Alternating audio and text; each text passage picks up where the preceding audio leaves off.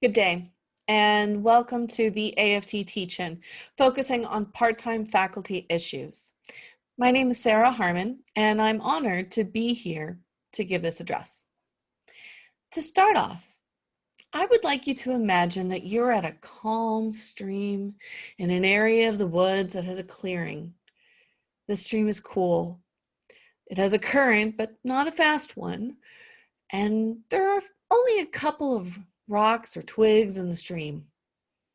This is a stream that connects to a series of other streams in an area that is enjoyed by all who come, nearby residents and tourists alike. I want you to keep the stream in mind as I go through this talk. The academic hierarchy that has been in place for the last several decades, in some ways, could be considered an ideal place to work in. There has always been politics, to be sure, but essentially it was a meritocracy.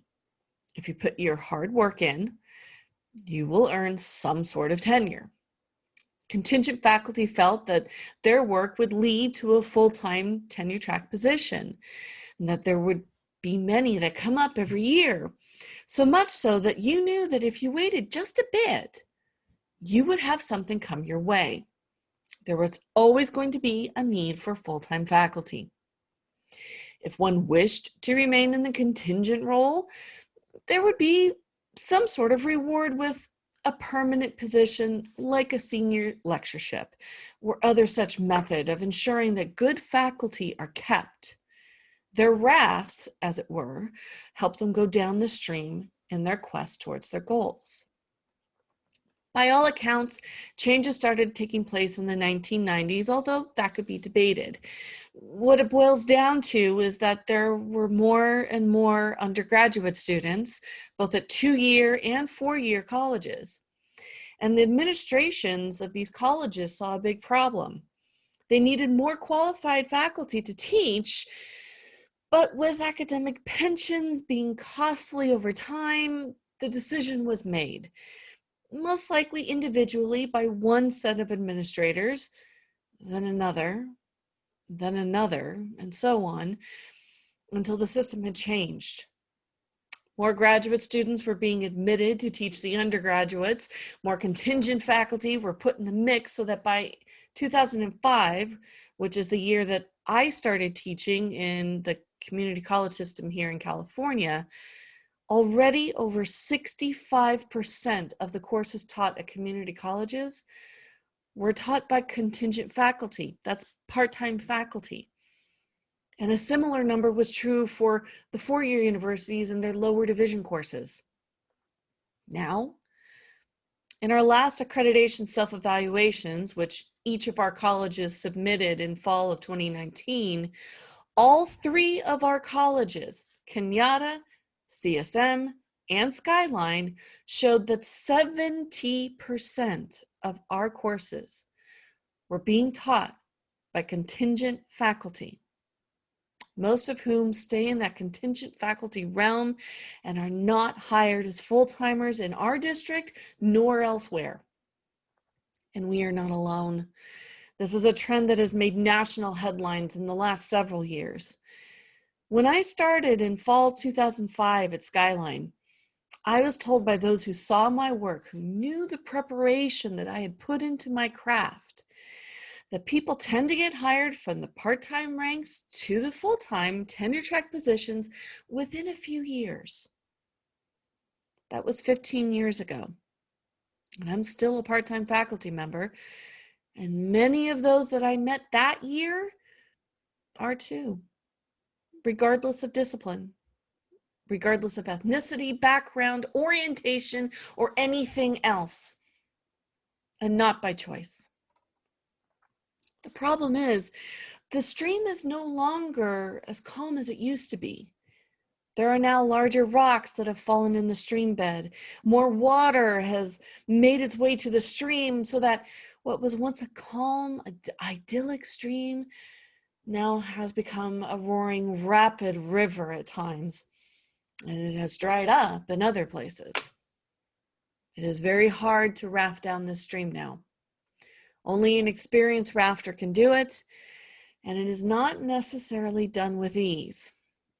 You have to know how to navigate the current, know which spots you can pass through, while which others you should avoid. A pause for a moment to ask a question. How many of you know people that have had to leave the area because they could no longer afford it? How many of you know former colleagues who left academia because they couldn't afford it? They had to go find work in another field just to pay the bills. Many of us contingent faculty have been able to cobble together work across the area. We are indeed lucky to have so many institutions here to choose from. Of course, that's the problem. You apply and apply and apply to a variety of temp pools with the hope that somehow your CV will stand out enough to be picked, or that if they do pick you, that the course offering is one that fits with your current schedule. And if not, that they will call back the next term. Or if the schedules do fit, that you somehow can travel from one campus to another, between one child's sports practice to another school function, and so on. From one appointment to the next, all trying to balance the needs of what our different campuses require. In order to make ends meet, we have to flex as much of our schedule as possible in hopes that we can cobble together enough money to make ends meet. I remember one semester, I was living here in San Jose, working at Cañada and at San Jose City College and at St. Mary's College in Moraga. 3 out of the 5 work days, I had to be on more than one campus, teaching an evening course sometimes on one campus and then turn around and teach a morning course on a different campus. And should a full-time position come up, there is no guarantee that we will even get a first interview, because it is likely that at least 50 and sometimes up to 150 other adjuncts are applying for the same position. It is difficult to get around these boulders and logs in the stream to avoid the eddies that will tip over our rafts. Another pause for another question. How many of you full-time faculty are involved in committees, clubs, student research, your own research? Now, how many of you part-time faculty are doing the same? Are there any of you fellow part-time faculty who are also coordinators? What if you really like a certain campus and you want to get involved, but you know that if you do, you'll be doing it on your own time, on your own dime, and it may take away any time that you could have to prep another class or spend time with loved ones or take that ever elusive cat nap and on the bank of a stream, that really soft patch of grass, where the sun warms you just right. The more I work on other campuses and other districts, the more I realize this district is unique in many ways. I am thankful that there have been many moves in this district to include part-time faculty with intention, to say that all faculty, regardless of status, should apply for being a part of a committee or to be a coordinator, and that part-time faculty would be compensated for their time. That is a move that has only happened in the last couple of years. But is it enough? Let's travel down that stream a little bit more. We know that we are chronically short-staffed with respect to full-time faculty.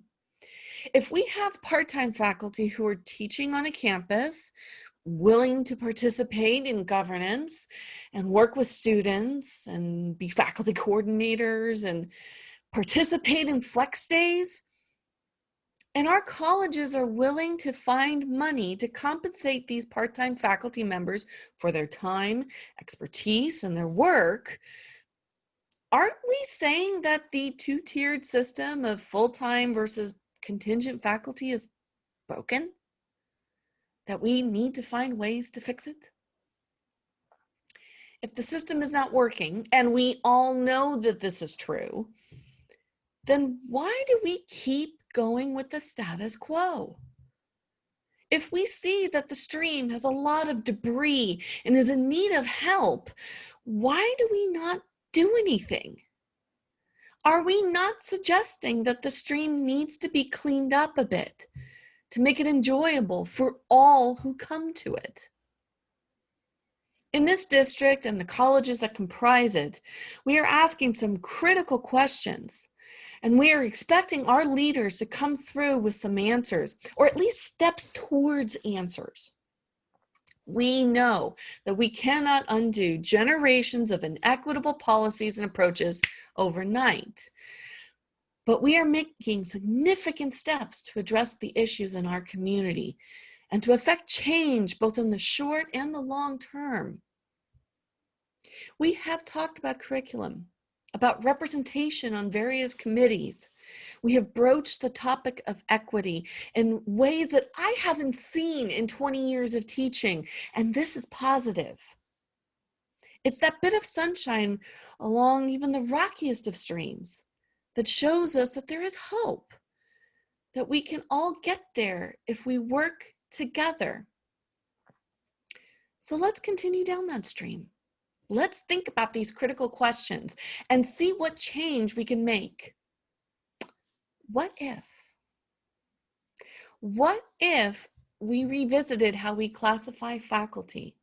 If we rewarded those who have taught regularly in the district, especially at one college, for more than 10 years? If we allowed them paths to become permanent members of our campus communities?